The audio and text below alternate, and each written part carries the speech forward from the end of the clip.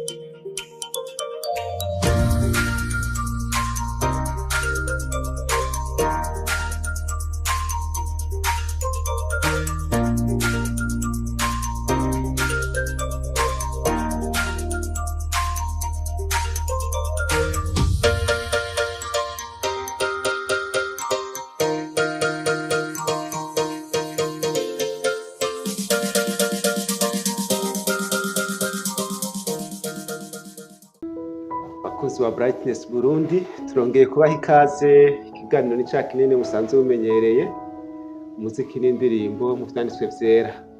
Muri kumwe na jewe nyene Eric Uwimana, ariko nkuko mubimenyereye sindi jenyene, ndi kumwe na wa mutumire Marika aradufasha. Reka ndamuha akaryo abaramutse kugira abibwire. Kaze mutumire. Murakoze cyane. Nanje ndabaramukije, umunezero kongera kubona namwe mu kiganiro c'umuziki n'indirimbo mu vyanditswe vyera. Yego, murakoze kwikaze. Wakoze cyane kwitaba ubutumire bwacu. Twizera ko ubandanya gushishikara kudufasha kubona ico umuziki n'indirimbo biri mu vyanditswe vyera. Reka rero ntere amatsiko abanwanyi bacu badukurikirana ku munsi mu kiganiro cacu. Mbega mutumire wacu, ushobora kwibutsa aho turi naho twaheruka mu kiganiro giheruka? Ego, murakoze cyane. Nkuko twabibonye mu kiganiro giheruka, turi ubwa mbere mu bitabo bitubwira kahise. Ego. Hanyuma muri ivyo bitabo twahereye mu bitabo c'abacamanza, aho twashoboye kubona ivyo umucamanza Debora. Hanyuma turongera turitegereza ibijanye n'indirimbo ya Hana. Ego, rero ku ndirimbo ya Hana niho twagarukirije mu kiganiro giheruka, aho twabonye vy'ukuri yuko Hana hamwe n'umutwaro yari afise, nkoresha imvugo tumenyereye, yari akeneye umwana. Mugabo tuza kubona Imana imaze kumuhereza umwana Samweli, aza kuririmba canke gusenga nkuko twabibonye mu buryo budasobanutse nk'ivyo tumenyereye, ariko vyaduteye kubona ko vy'ukuri Samweli aza kuba cari ikigereranyo ca Kristo, kugira ngo aca amuteberako ashima bw'icari ndetse no kubw'agakiza kiwe azozanira isi. Ego, naho twashoboye kugeza. Ego, murakoze. Urakoze cyane gusubira kutwibutsa aho twari tugeze. Nibaza ko n'abatari bashoboye kubana natwe baca babona ivyo turimwo n'ivyo tuza kubandanirizamwo. Ego, nkuko wavyiyemeje Claude, nizere ko n'uno munsi tukibandanya hahandi nyene.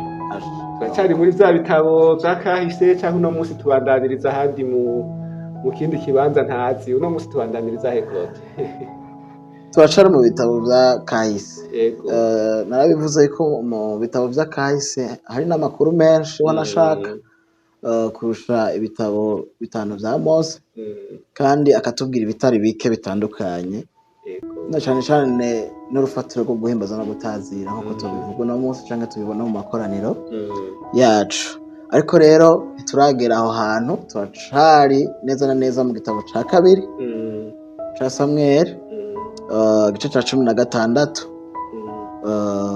ku murongo wa 23. Igitabo ca kabiri canke n'igitabo ca mbere? Murambabarira, igitabo ca mbere ca Samweli igice ca 16 ku murongo wa 23. Okay, batumire bagenzi bakunzi ba Brightness Burundi, kaze turabire hamwe ico byanditswe vyera bivuga muri kino gitabo ca mbere ca Samweli, dufashijwe na Claude. Dufashije kubona ibitari bike mu biganiro biheze nkuko wabidusubiriyemo. Nashaka turiko turaraba kino gisomwa, ubu ntituriko tuvuga hano ahanini turavye ubu murongo turiko tubona ayandi mazina abiri. Turabona uwitwa Sawuri, tukabona n'uwitwa Dawidi. Aba nabo ni bande? Ino nkuru yabo iza gushika aha tugeze muri uwo murongo gute? Dufashe. Murakoze cyane.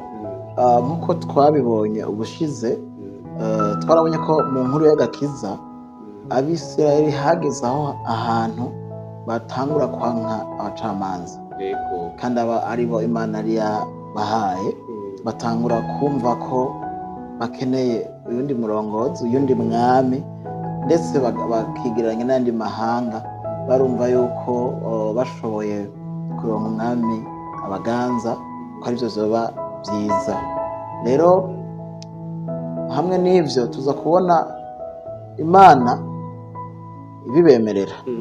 Muga imbere yaho, duhereye ku nkuru ya Samweli, turamubona akuze, hanyuma Imana imumenyesha ivyo igiye kuzokora mu ruvyaro rwa Eli twarabonye yuko yari afite abahungu babiri, kandi abahungu babiri Bibiliya yerekana ko bari abanyangeso mbi. Eli yari wamuhereza watubwira mu kiganiro giheze. Rero tuza kubona inkuru neza na neza ihera kuri Samweli, Imana imubwira yuko abahungu biwe igiye kuzobahana, kandi kubera ko na se ubwiwe yagumye abareka bakora ibibi nk'uko Imana itari yabigenye. Hanyuma mu gice ca 4 niho tubona Imana icibagabura mu maboko y'Abafilisitiya. Ico gihe hapfuye hafi 4,000, ndetse n'abahungu biwe Hofuni na Finehasi bapfamwo. Ikindi womenya Eli, kuri uwo munsi nyene umugore wa Finehasi yari yibungenze, avyumvise yuko abahungu babiri ba sebukwe bapfuye, yaciye yibaruka, ibise vyaciye bimufata. Hanyuma aca avyara umwana w'umuhungu. Amaze kuvyara umwana w'umuhungu aca mwita Ikabodi. Kabodi vyasobanura ngo icubahiro kirashize mu Bisirayeli. Ico gihe hampande yo gupfa ko abahungu babiri biwe 4,000, nuko bari bafashe n'isandugu y'Uhoraho. Tuza kubona rero aca yitira iryo zina uwo mwana mu ntumbero yo kuvuga ibibaye, kandi kino gihe ku Bisirayeli kubura isandugu y'Uhoraho kwari ukubura kubaho kwayo. Rero yarabona ko isi ibubamye ko kugeza yavuga ati nta cubahiro kigihari, avyitirira umwana wiwe. Aco basigaranye cyo kubakingira kandi cyo kwirata basigaranye. Ni babukokoye. Babukokoye, kandi nta sekuru nimwe bagifise, kuko Imana niyo yari yabanye nabo urugendo rwose. Hanyuma igice c'indwi nico kica kitwereka ingene Abisirayeli bagarutse kuhoraho, barihana, hama Imana irabakiza. Hama igice c'8 niho baca basaba wa mwami nari mpejeje kuvuga, bamaze kubona ivy'abacamanza bitabahimbaye, basaba Imana ko ibaha umwami. Niko Imana ica itoranya Sawuri nk'umwami wa mbere wa Bisirayeli. Hanyuma inyuma yiwe girakumbure turaza kubibona, Dawidi niwe acaza kuza kuba umwami wa kabiri wa Bisirayeli. wari wambajije uti mbega byagenze gute kugira ngo bashobore guhura. Umwami wa mbere w'Abisirayeli Sawuri amaze kuba ari we ariko atwara Abisirayeli yarishize hejuru rwose gushika yaho anakora n'igikorwa kitamugenewe, igikorwa cyo gutanga ibimazi. Ubundi cyari gisanzwe bikora abandi abaherezi n'ibimana yagenye ko ari bazokoma bakora icyo gikorwa. Aca aragenda arashikanira Imana ibimazi yitwaje yuko Samweli yagize yatevye. Ivyo bica bimubera imbarutso canke intango y'aho Imana itabura ivyo bwami bwiwe. Tuza kubona rero impwemu y'Imana ari kuri Sawuri icumuvako. Samweli Imana iramutuma ati genda mu ruvyaro rwa Isayi, hari uwo nashimye afise umutima nk'uwo jewe nshaka. Hanyuma aramwimikisha amavuta. Ijambo ry'Imana ritubwira ngo kuva uwo munsi impwemu w'Imana yaza kabushungwe kuri Dawidi. Hanyuma ivyo Imana ikora rero mu mugambi wayo n'ingene inkuru iriko irashishikara, Imana iraza gukora ikintu kugira ngo umwami wa kabiri Dawidi aze kuboneka. Ntici bikora ubwo nyene, ariko iraza gukoresha ingabire Dawidi yamuhaye. Dawidi yari umucuraranzi kandi w'umuhinga. Hanyuma Sawuri impwemu y'Uhoraho imaze kumuvako, hari impwemu mbi Imana yareka ikaza kuri Sawuri. Hanyuma abamwegereye baramubwira bati iyo mpwemu igukanga, iyo mpwemu mbiza kuri wowe ukagwara ukamererwa uko, hari umuhungu w'umuhinga tuzi yoza akagucurarangira ubucukira. Kandi niko vyagenze, baramuzanye atanguye gucuraranga gusa, impwemu mbi yarungitswe n'Uhoraho ikabigiye. Sawuli abibona uko ati uyu mwana wa Isayi nkwiye kumwiyegereza. Aca araza aramwegera ku kirimba, atangura no kumujanisha ibigwanisho. Agiye ku rugamba. Ni ukuvuga rero Dawidi baravuye inyuma y'intama zasi, ashitse mu kirimba impande yande ya Sawuli. Ashikanye rero niki nuko yacurarangiye umwami. Hanyuma impwemu mbi ivuye kuhora ikamugirana ikamuvako. Ariko hagati aho Imana yari yamaze kumurobanuza amavuta. Yari yamaze kumurobanuza amavuta. Ni hano ariko ndavuga nti mbere yuko azoba umwami, Imana imanza kumucisha ngako. Kumbura sizobandanya tubibona ibyaciye bikurikira. Rero bagenda guhura bivuye kuri ivyo bintu bibiri, ingabire yo gucuraranga n'impwemu mbi ivuye kuhora. Urakoze cyane. Nibaza ko ku bakunzi ba Brightness n'ikiganiro umuziki n'indirimbo vyanditswe vyera, umutumire wacu ariko aradufasha uyu munsi bidasanzwe. Claude asanzwe yivuga cyane nk'umukunzi w'abanyamuziki, umuririmbyi, umucuraranzi, ariko kandi n'umwanditsi w'indirimbo. Ariko ikirenze ngaho Claude, biraboneka ko ufise n'uwundi mwanya wo gusoma ijambo ry'Imana wagutse no kuryiga mbere. Arico gituma nibaza ko uzodufasha byinshi cyane. Mugabo kumbure ico nagomba ko wotufasha muri uno mwanya, mbega umwanditsi w'indirimbo, umuririmbyi, umucuraranzi atumbereye gusa kuzana abantu kuririmba amajambo yo muri Bibiliya, canke arakwiye no kuyatahura kugira indirimbo zabo bandika zifashe ikoraniro gusobanukirwa ijambo ry'Imana rivuga? Murakoze cyane. Uyu murongo wa 23 uraza kutwereka neza yuko Dawidi atoye igicurangisho ciwe. Munyemere no usoma. Hanyuma uko ya mpwemu mbi yarungitswe n'Imana yafata Sawuli, Dawidi yahitana inanga agacuranga, maze Sawuli agatora mitende agakira, iyo mpwemu mbi ikamuvako. Gatora mitende. Hano Bibiliya je mfise ivuga ko yatora mitende, ntiyakira burundu. Yabadufashije muri kino gihe hari ikindi kintu babonye kumbure bitandukanye na version yindi. Ndibaza ikibazo bajije ko ari gufata nk'uno murongo tukaca tuwushira mu nyandiko, hanyuma tukaca turirimba iyo ndirimbo bivanye n'ingene tubonye ingene umuziki hano wakoreshejwe. By'ukuri igihe twofata amajambo yo muri Bibiliya tukaca tuyashira mu ndirimbo uko nyene tuyateruye ngo ni ijambo ry'Imana, tuzoba twahushije.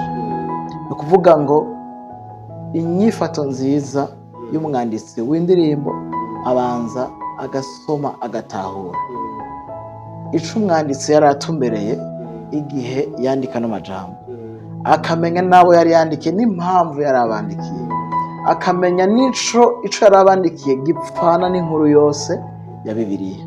Hanyuma agashika ahantu ashobora kubona ico akwiye kwandika muri kino gihe cacu, kuko igihe Imana irongora abanditsi ba mbere yari itumbereye ubutumwa bumwe mu bantu bose mu nganwe zitandukanye, mugabo iza gukoresha ibifashisho canke ibikoresho vy'igihe yaba iriko irabarongora.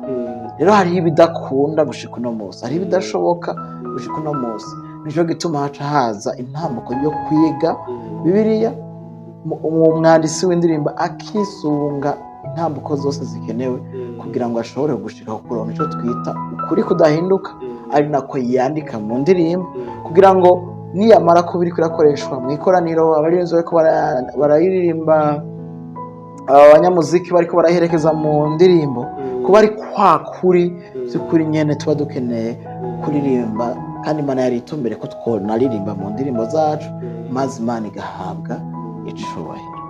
Ego, urakoze cyane. Nibaza ko abakunzi ba Brightness bariko baratahura amajambo make Claude uriko uratubwira ko umuntu sukuza kwimura ivyanditse muri Bibiliya. Ego cane. Hama ivyo bintu aca vyita indirimbo, ahubwo n'urugendo rwo gusobanukirwa ico Bibiliya iriko irigisha, hama ico kintu Bibiliya iriko irigisha aca gishira mu majambo y'indirimbo, uce kuba ukuri kudahinduka kw'ijambo ry'Imana aba ariko mu makoraniro turirimba. Nizere ko nagutahuye kandi ndavyumva kabisa, wabitondetse neza, wanashaka kunsumvya.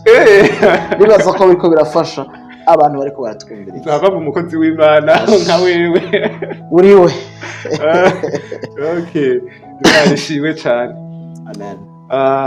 Claude, nibaza ko muri uno murongo turiko turabona harimo ibintu bigoye gutahura, arico gituma vy'ukuri numva nanje no kwemeranya nawe kubo bishira mu ndirimbo yohava iyo ndirimbo idatahurika. Yego.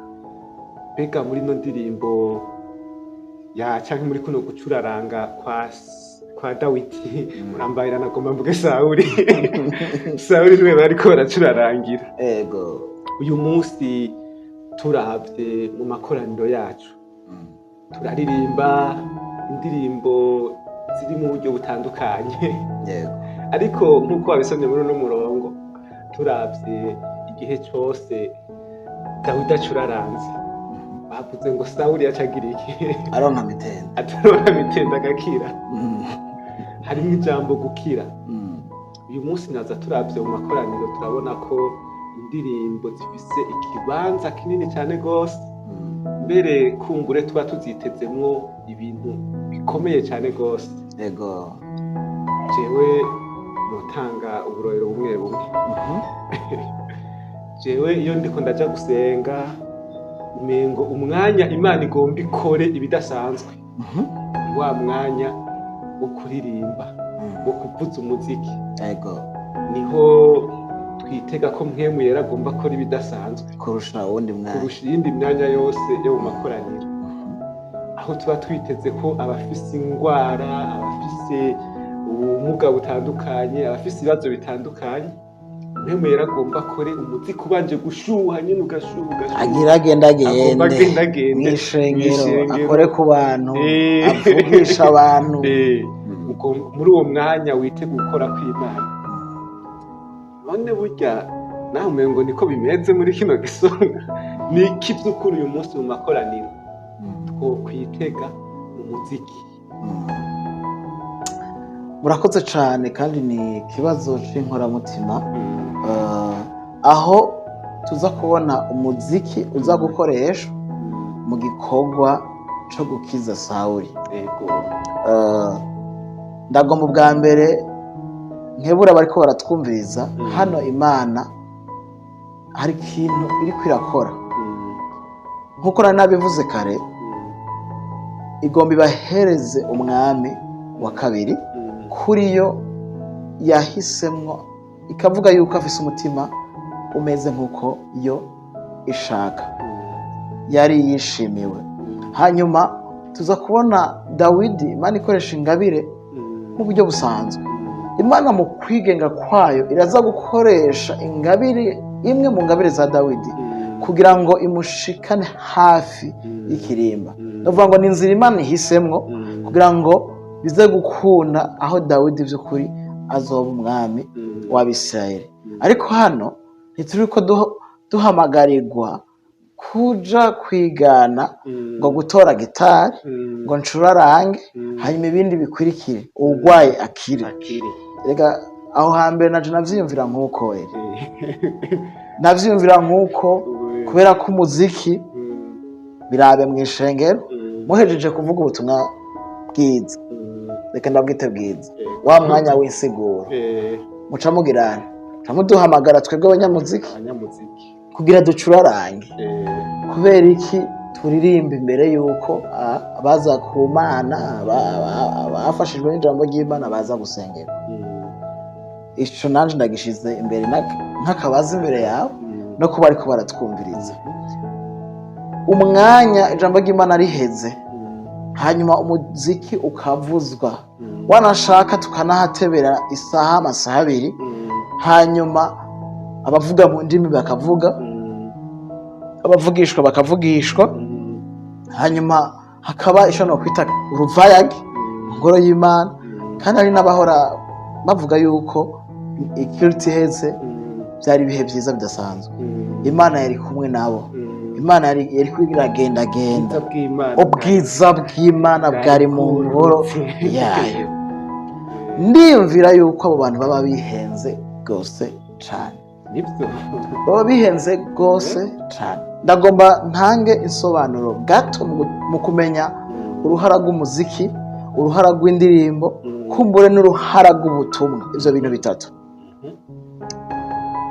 ni ukuvuga ngo Imana yari ihishuye mu ijambo ryayo itumbereye yuko iyi nkuru imwe ya Bibiliya ari yo izoba urufatiro rw'ishengero, urufatiro rw'ikoraniro.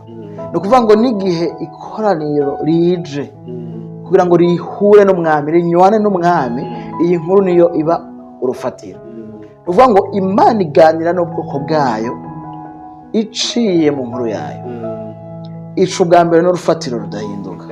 Nta kindi kintu kiza gutuma Imana ikorera mu ishengero ryayo, nta kindi kintu kiza gutuma Imana iganira n'abantu bayo, nimba ari kubirura, kubakomeza, kubabwira ivyo kwihana icaha n'ibindi bitandukanye, ibikora ikoresheje inkuru yayo yahishuye umwana wayo, niyo Bibiliya. Hanyuma iyo Mana nyakuntunga ica ishiraho, kandi yitwa Mana iratunga, ego ica ishiraho mu bantu bayo canke ihereza abantu bayo ingabire imwe yitwa gucuraranga, iyindi ngabire yitwa kuririmba. Kuririmba ni ubutumwa bushizwe mu gahogo. Bisobanura iki? Bisobanura yuko ni nabandi ko ndaririmba inkuru ya Bibiliya hanyuma nkayiterera mu gahogo, nzoba ndiko ndaririmba, muri ico gihe yitwa indirimbo. Hanyuma umuziki ucuza ugakorera indirimbo. Umbajije yari ati mbega ibi bintu ko ari bitatu, hatangura ikiho bitondetse? Hatangura ubutumwa bwiza, hagakurikira kubushira mu majwi, hagaheraheza kubuherekeza n'ibicurarangisho n'ibirungo. Mugabo indirimbo ubwayo canke amajwi n'ibicurarangisho ni ibikoresho bihari kugira ngo bikorere ubutumwa bwiza. Tutabitahuye uko umuziki hamwe n'indirimbo canke amajwi n'ibicurarangisho biduhindukirira ibigirwamana. No kuvuga iki rero? Nimba ubutumwa bwiza ari karahara mu ruganda ntibasenga, bisobanura ngo ibicurarangisho n'amajwi ntibiza gukoreshwa, canke biza gukoreshwa mu gihe ubutumwa bwiza aribwo buri osanda. Rero ibi vyo gufata ko umwigisha w'ijambo ry'Imana ahejeje kwigisha ijambo ry'Imana biri munsi y'iminota iza gukurikira inyuma yo gukora kwa mpwemu yera ariko haraba gucuraranga, ivyo sivyo na gatoya. ijambo ry'Imana ririkwije ata muziki uhari canke tudashizeko ivy'amajwi, ahubwo igihe ubutumwa bwiza bwigishijwe mu kuri, umuziki n'indirimbo biraza kuba ibikoresho byiza biza gutuma bitsindagira ya nkuru imwe iba yigishijwe. Nico gituma burya umwigisha w'ijambo ry'Imana n'umurongozi w'ikoraniro biciye mu ndirimbo badakwiye kuba kubiri ku munsi barongora ikoraniro, kuko abo bantu babiri ntibariko bakorera ibintu bibiri. Turi ahantu no munsi umwigisha w'ijambo ry'Imana ategura ivyiwe, hama umurongozi w'indirimbo agahitamwo indirimbo ukwiwe. Mbe ndaretse ivy'amakorari, ikorari zitandatu, imwe iririmba ivya Daniyeli, iyindi ikaririmba ivya Nowa, iyindi ivya Mose, iyindi ivya Pawulo n'ivya Ezekiyeli. Mbwira rero ikoraniro ririko rirabaservi, ikoraniro ryaje ngo rikoregwe hakoreshejwe zino ngabire, riza gutahana iki? Baraza kumviriza korari yihe? Baraza kumviriza message iri hagati y'abaririmbye nka groupe de louange nk'uko bivuga uno munsi, canke nk'umwigisha w'ijambo ry'Imana. Tuza gusanga turi abantu ba mbere batera confusion, ukudatahura, kuzazanirwa ikoraniro ry'Imana. Kandi ndabisubiramo, tuzobibazwa. Abarongozi b'indirimbo n'abigisha ijambo ry'Imana bari abantu bakwiye kuvugana imbere, kuko baserva ishengero muri rusange. Nimba niza kwigisha ku rukundo, umurongozi w'indirimbo ni gute aza guhitamwo indirimbo itavuga ku rukundo canke idafasha ishengero kwishura ku rukundo rw'Imana bivanye n'ingene umwigisha we yagezente yadufashije gutahura uko kuri, na cyane cyane ko bavuze ko indirimbo zihari kugira zikorera ubutumwa bwiza cane gose. Muri ako kanya bica bisigura ko indirimbo ntizikiriko zirakorera bwa butumwa bwiza bwavugwa, ziko zirakorera ikindi kintu deja. Muri ico gihe mvuze yuko tuba turasenga ibigirwamana, hari aboca bantera amabuye. Mugabo by'ukuri ikintu cose kiba au centre yo guhuza umushaha w'umuntu n'Imana kitabaye Kristo kiba ikindi kintu, kandi ico kintu citwa ikigirwamana. Rero nabaye nk'uwagura gato ku kibazo warumbajije uti mbega uyu mwanya tuvuga kwiki? Nukuri biteye ubwoba. Abanyumviriza bose ntidukwiye kuba abantu bumva ko hariho ubwa mbere umwanya Imana ikoramwo n'umwanya idakoramo. Ntidukwiye kumva kandi ko umuziki arico kintu gipoma ku butumwa bwiza, nkaho umenga Imana iza gukoresha, iza gukora mu ikoraniro ryayo kubera umuziki wavuze. Irarindiriye akanya k'umuziki kugira ikihaguruka ikore. Ivyo nukuri dufashanye Barundi n'abandi mwese mwumva ururimi rw'ikirundi, ntabwo ari ivyo na gatoya. Igihe hatabutumwa bwiza buriko buravugwa, n'ivyuma bikwiye guceceka, n'amajwi akwiye kudahibongoza. Mugabo ntihaba hariko hakoregwa ubutumwa bwiza mw'ikoraniro, akaba ari bwo buprima, aba ari bwo buri hejuru, bwafashe ikibanza. Hari n'iyindi mvugo y'akarere, ikirere kiba gihari c'ubutumwa bwiza, nkoresha iyo mvugo bamenyereye. Ni ukuvuga ico gihe umuziki urashobora guserva ugakora, kuko n'ibikoresho bihari kugira ngo bikorere ubutumwa bwiza. Ubutumwa bwiza nibwo butuma haba gukira mw'ishengero. Ubutumwa bwiza niho haba gukomezwa kw'abantu, kugarukana abantu kuri Kristo, kwihana, kubaha ivyizigiro. Nta kindi kintu gihari twahawe uretse ubutumwa bwiza bwigishijwe mu bwizigiro. Urakoze cyane gose. Uriko uravuga nguma nibuka amajambo Pawulo yandikira ab'Itesalonike mu gice ca mbere nibaza imirongo ya 2 n'iya 3, avuga ko igihe bagenda iwabo ntibagiye bajanye amajambo gusa, ariko ayo majambo y'ubutumwa bwiza harimo ubushobozi na mwemu. Kira gembe baravuze umuziki, nta muziki wari uhari, ariko Pawulo aremeza ko ayo majambo bavuga yarimo ubushobozi na mwemu. Ivyo ndabivuze kugira kumbure sindagira ico uriko uravuga ko ubutumwa bwiza bwikwije, ubumana buri mu butumwa bwiza, ubushobozi bw'ubutumwa bwiza bukwiye butongerwako n'umuziki. Ndakunda natwe gusoma Bibiliya, naciye nibuka n'andi majambo Pawulo avuga mu Baroma, akavuga ati ko ubutumwa bwiza butantera isoni, ariko ngo ari ubushobozi bw'Imana buzanira uwizera wese agakiza. Rero ndiko ndatahura ko kandi n'abariko badukurikirana bakwiye kubitahura ko hari igihe ubushobozi bw'Imana tubukura mu cyo burimwo tukabwunguriza mu kindi kintu butarimo. Rero Claude urakoze cyane rwose. Murakoze namwe ku nyunganizi nziza. Kumbure ngira abantu bari kugira amakenga kubera babonye umenga umuziki wakoze mu gihe cya Dawidi, Samueli bambe Sawuri agakira, ariko nizere ko ariko badukurikirana bakurikiranye neza ibyo batubariye, igituma ibyo biriko biraba ko atari intumbero yo kwerekana ko umuziki ari bukiza. Rero wakoze rwose. Ego tarabandanya hari akandi kantu novuga. Ego ku bijanye n'ingene Imana ihitamwo kureka impwemu mbi ngwize kuri Sawuri. Hari abo hava batahura yuko Imana ishobora kurongora ikibi canke akaba ari ikora n'ikibi yanduruka ko ni bibi, bikava kuri yo ariyo nkomoko y'izi mpwemu mbi zivugwa hano.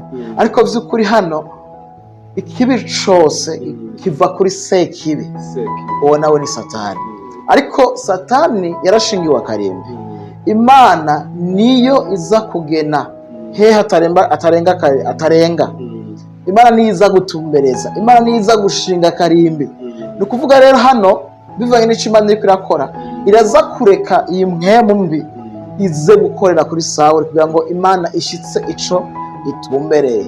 Rero kwari kugira ngo mfashe gutahura ko hano Imana Bibiliya ivuze ngo impwemu mbi ivuye kuhoraho, hari abaca bibaza ngo ni Imana ubwayo yayirungitse nk'aho ariyo nkomoko y'ikibi. Imana irabireka nk'uko ikoresha n'ibindi bitandukanye. Turabona ko Imana azi umutima wa Farawo, ariko umutima wa Farawo nuko wari usanzwe ukomantaye. Iyi mpwemu mbi iza kuza kuri Sawuri kubera ko impwemu iva kuhoraho yari yamaze kumuvako. Ni ukuvuga ngo ni ubwami bubiri, ubwami bw'umwiza n'ubwami bw'umuco. Iyo hatari ubwami bw'umuco burongora, haba hari ubwami bw'umwiza. Sawuri rero yari yagendewe n'icari gikwiriye kumugendera inyuma yo kuva kuhoraho. Urakoze cyane rwose. Naza ko ntawe usubira kujuragirika yiyumvira ibyo akwiye kwiyumvirwa kuri kino gisomwa cyacu cy'uyu munsi. Claude, nashaka turangiza, sinzi ko hariho akajambo wumva wotekerera abakunzi b'ikiganiro umuziki n'indirimbo vyanditswe vyera kuri uno munsi. Murakoze cyane. Je akajambo nohamagarira abanyamuziki nkahera kubandika indirimbo. Ntidukwiye gutora amajambo yo muri Bibiliya uko nyene yanditse tukaca tuyashira mu mudiho. Hari ico bisaba kugira ngo vy'ukuri dushobore gushika kuronka ico twandika muri kino gihe cacu. Hariho ishure ritegura abanditsi b'indirimbo, no batumirira kuzoza kugiga mu mwaka uza, aho vy'ukuri ribafasha kumenya indirimbo y'ishengero iyo ariyo. Ubwa kabiri, kubarongora amakoraniro biciye mu ndirimbo, ntibakwiye guhitamwo indirimbo izo arizo zose ngo bazirongorere mu ikoraniro. Zikwiye kuba ari indirimbo zivuga kwa kuri kudahinduka, niko butumwa bwiza, nibwo burongora ikoraniro. Hanyuma ku bacuraranzi, nubwo dufise ingabire zo gucuraranga, ingabire zacu ntizikiza. Umukiza n'umwe, kandi akiza atakindi kintu abangikanije. Ntatanga agakiza gafatikanije n'umuziki. Yaba gukira ingwara, yaba gukira mu buryo bw'umushaha cyangwa umutima, ni Kristo wenyine ashobora gukiza ivyo. Umuziki ni igikoresho nk'uko twokigereranya nk'intebe twicarako mw'ishengero. Ni igikoresho twogereranya na bijya bikoresho bidufasha gushikaniramwo Imana. Ni ibikoresho bimeze kumwe, birakoreshwa ku bw'icubahiro c'Imana, kandi iyo bikoreshejwe neza Imana irahabwa icubahiro. Ariko birashobora kutubera umutego, bigaduhindukirira ibigirwamana. Nk'uko uno munsi mu makoraniro umuziki bawuhagarika, hariho abo boca baheba gukorana, ariko ubundi bwo siyo nyifato yari ikwiriye. Umuziki urafise ikibanza cawo, hanyuma n'ubutumwa bwiza burafise ikibanza cabwo. Hanyuma uwo muziki ntuzigera uprimba ku bijanye n'ubutumwa bwiza. Ubutumwa bwiza bwama bufata iya mbere. Kumbure mu biganiro bizokurikira hanyuma turiko turagaruka kuri kahise kacafye ibi tubona uno munsi mu makoraniro, tuzovuga n'iryari ubutumwa bwiza butagize ikibanza mu makoraniro y'abizera, hanyuma umuziki ukaduzwa hejuru, ari naho uno munsi uza wumva abanyamuziki biyita abaherezi, aba worship leaders n'ibindi byinshi. Ibyo ni hanyuma. By'ukuri rero twese hamwe Imana itugirire ubuntu kugira ngo by'ukuri dushobore kuza turabona ico yagenye mu kibanza cacu, hanyuma ubutumwa bwiza bukaba aribwo burongora byose, bukanacapa igicapo c'amakoraniro yacu. Murakoze rwose. Urakoze cyane rwose Claude ku mfashanyo idasanzwe uri kuraduha, cyane cyane mu ruhande rw'abanditsi, abaririmbyi n'abacuraranzi. Bakunzi b'ikiganiro umuziki n'indirimbo mu vyanditswe vyera, murumva ko kino kiganiro kitubikiye byinshi imbere. Mugume hafi, dukekeranya ko tuzokunguka byinshi cyane na Claude. Urumva ko ari inararibonye hamwe na Eric. Urumva ko ari inararibonye, atubikiye byinshi cyane gose. Reka rero tumushimire cyane gose. Claude, turagushimiye. Nanje ndabashimiye kandi twitege ko nk'uko uri kurabidusezeranira, no hanyuma uzokwa muri hafi kugira ngo ubandanye guterera kino gisata cy'umuziki n'indirimbo ku rubuga rw'ivugabutumwa mu Burundi. Yego cyane. Reka rero tubasezere bakunzi bacu, tubasaba gufyonda hahandi kuri j'aime, ufyonde no kuri s'abonner, hama usangize n'abandi, naho ubutaha.